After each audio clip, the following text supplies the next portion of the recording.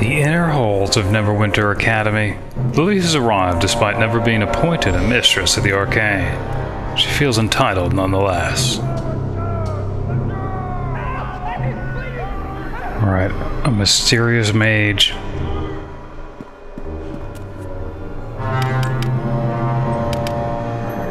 See if Bones can't maybe sneak up on him.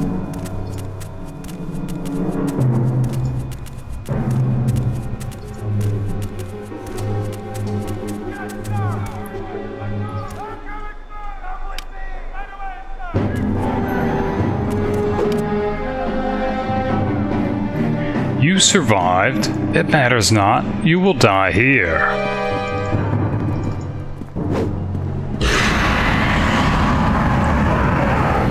Alright, calling for his minions to attack.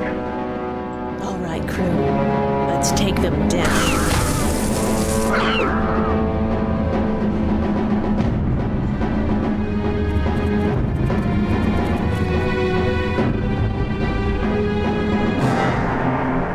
A blind badger. Lilly wonders why she's been so blessed. Maybe this is her reward for her patience. A ring of fortitude, the kind typically worn by Bedane warriors who tend to live out in the harsh climate of the Anaric desert. Although the least powerful variety, Lilly imagines her naked finger will welcome the new ring. It appears to be some kind of storage area with dry goods and other academy supplies. Not what Lilly was hoping to find. What is? The private office chambers of instructors, specifically of an instructor like Jeru, master of the arcane. He claimed to have crafted the rod he gave to Lilly for completing the mage's challenge. So he must also have a laboratory. Somewhere. Pavel? Bim? Lilly can't tell them apart. And she was right. He ran off like a coward. But why'd the blonde farmhand stop here? Thank the gods you're here. I thought those goblins were going to be the death of me. It's me, Pavel. Remember? This whole place is crawling with enemies. They killed my brother, Bim. Please, Lilly, you have to let me join up with you. Everybody needs help from someone once in a while. Someone with skills you don't have, or sometimes you just need some extra muscle or magical firepower. Yeah, Lilly doubts Pavel's gonna offer magical firepower. That's why most towns have places you can go to hire henchmen to join up with you. When you talk to them, they'll be quick to offer their services for a fee. Just not sure why he's bringing that up now. But I'm not asking you to pay me anything. I just want to join up with you so I can avenge Bim's death and maybe get out of here alive. Well, she's certainly not going to refuse his assistance, especially if he's going to protect her. I'll follow you and use my skills to help out, saying to speak with him if she wants him to change his tactics. You're in charge. I'll need your help, too. If I get hurt, I might need you to heal me. She's not sure about that. Let's get out of here. Yes? Is there something you need?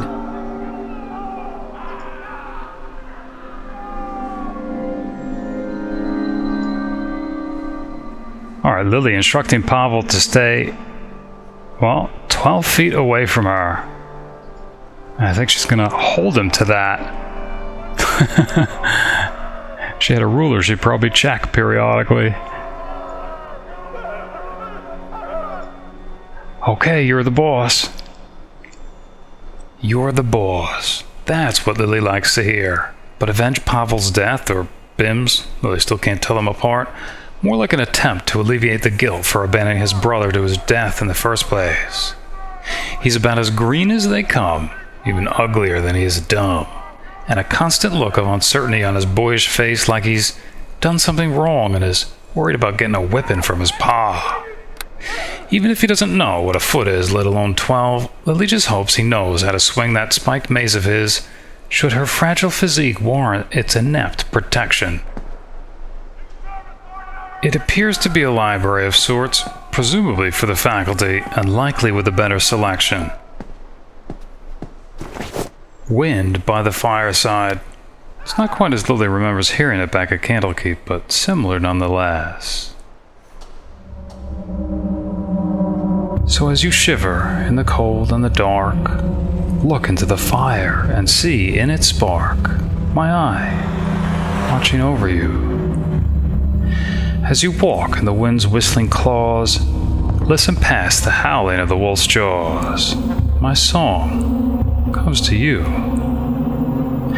And when you're lost in trackless snow, look up high where the eagles go. My star shines for you. In deep dark mine or on crumbling peak, hear the words of love I speak. My thoughts are with you.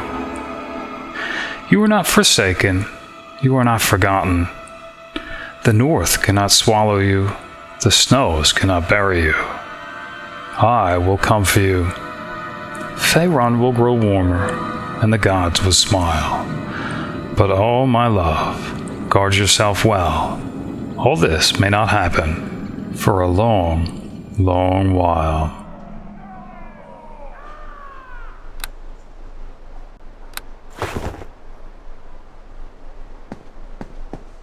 Another library, another dead archivist. It again seems especially cruel that they didn't spare the clerk. And it again reminds Lilly of that horrible dream. The book was partially written in some exotic script, perhaps Mulani. And the boy's name was Branny? Lilly can't quite remember. Something with a B, though. She again tries to shut it out of her mind to instead focus on finding Jeru's laboratory. Oh yeah, and saving those water deviant creatures too. Alright, a weak skeleton, which I'm not sure I've seen yet. Alright, at least everybody is jumping into action here. I think Pavel's wielding something blunt, which I think is more effective. Look at that, Bones is the only one who can spot that weak goblin. Oh, and the badger. Boy, here comes more.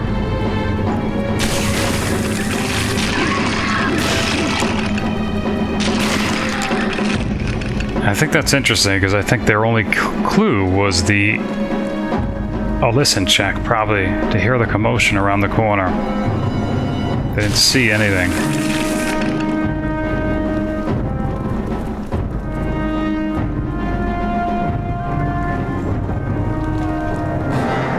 A blind badger and now a fighting farm boy. Lilly's blessed children. She takes comfort in the knowledge that the only witnesses to such an embarrassing escort are soon put to death afterwards. She sets Bones ahead to see if he can't fetch any more animated ones.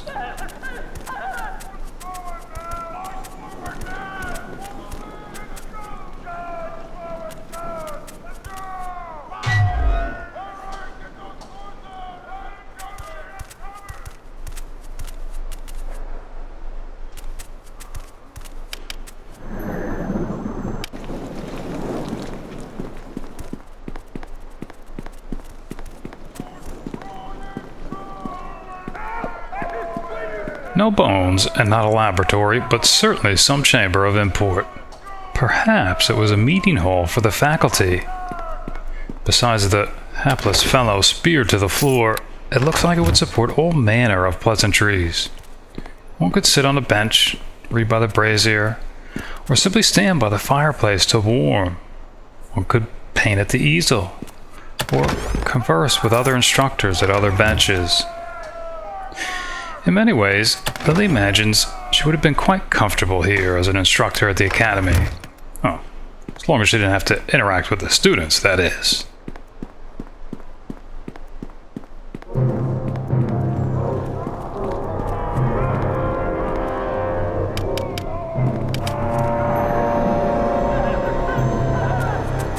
Send a bones to catch some bones.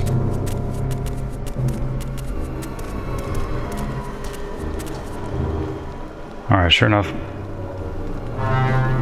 More weak goblins.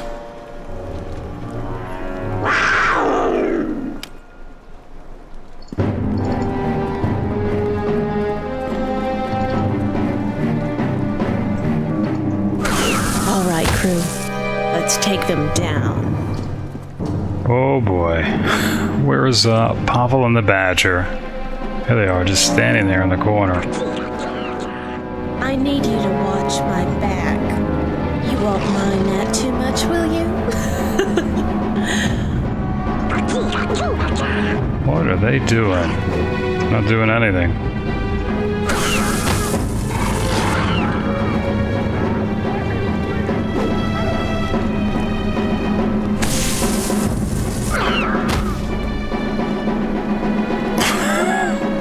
All right.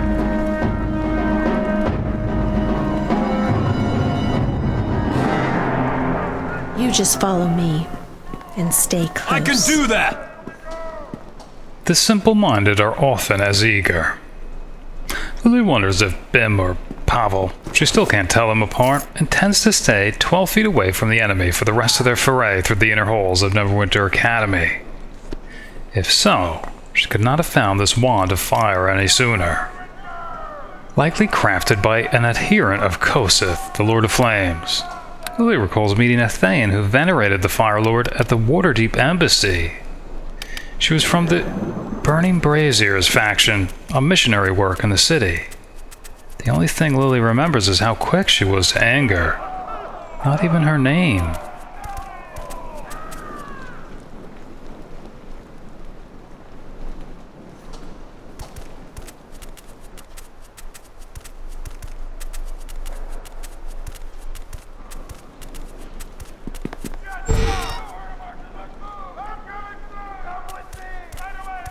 I must speak to you. An instructor? Alive? Why would the goblins have spared this old and decrepit man, yet, well, he must certainly not be an archivist. Lilly suspects it might be a trick, but there's only one way to find out. Many fierce enemies await you beyond this door. You will need to draw upon all you have learned here at the Academy to survive. Of course, this is Geldar speaking. You have gained much experience, Lilly, but to put that experience to use, or he's proposing to teach her how to utilize it. You may pass through the south door, or once she has. He made no mention of how he survived the attack, escaped, or stayed hidden this entire time. Strange. Otherwise, Lily's not sure what chamber this is, unless it's Geldar's office chambers. She doesn't notice that he has a small private reading room, though, and decides to take a peek, alone, 12 feet alone. Now just wait right I can do there and don't move a muscle until I say.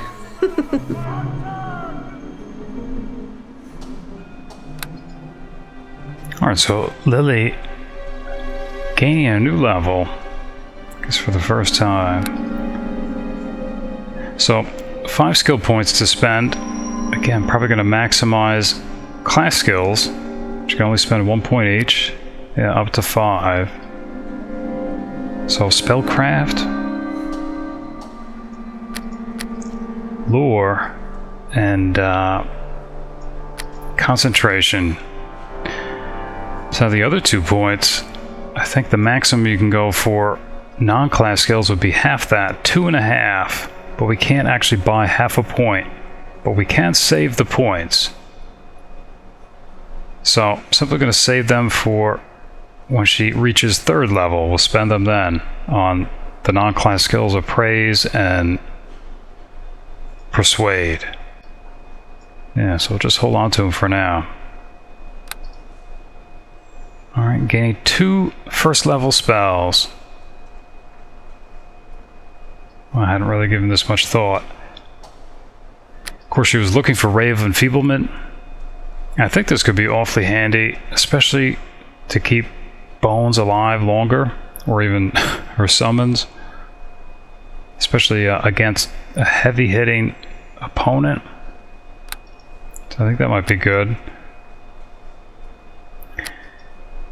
Yeah, normally she doesn't memorize defensive spells, because she shouldn't be in harm's way to begin with. Plus, I think there's some better ones coming up later on, like Ghostly Visage, things like that. So I think we'll forego those. This could be good, except that it'll probably make things more difficult for bones and summons, things like grease. So I think, you know what? Maybe Expeditious Retreat, just in case she gets stuck somewhere and has to run out of there. Though I don't know how fast it is to actually cast this spell. We'll try it out. Alright. And this is always kind of a problem, I think. Now that Bones is leveling up as well, it's going to be unsummoned. In order to recall him, she's going to have to rest again. But I'm not even sure we're going to be able to rest here. Let's see.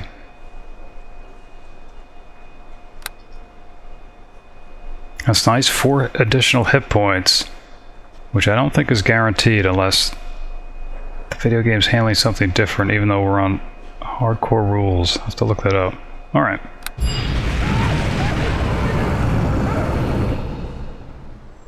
Inside the relative solitude of Geldar's private reading room, Lilly is happy to find and take 2 scrolls lying by themselves on a low, empty shelf. Brave Enfeeblement and Expeditious Retreat. She also finally finishes learning the spell Melf's Acid Arrow, which gave her some trouble earlier. She then decides to take the time to memorize additional spells too, but not in the reading room. Instead, outside in the main chamber, under what she hopes to be the watchful eyes of her blessed children, the blind badger and fighting farm boy. You know, just in case Geldar turns out to be a doppelganger or something. She's seen it happen plenty of times before. Spells prepared, bones recalled, and doppelganger free. The only thing that would improve this excursion would be to find Charu's laboratory.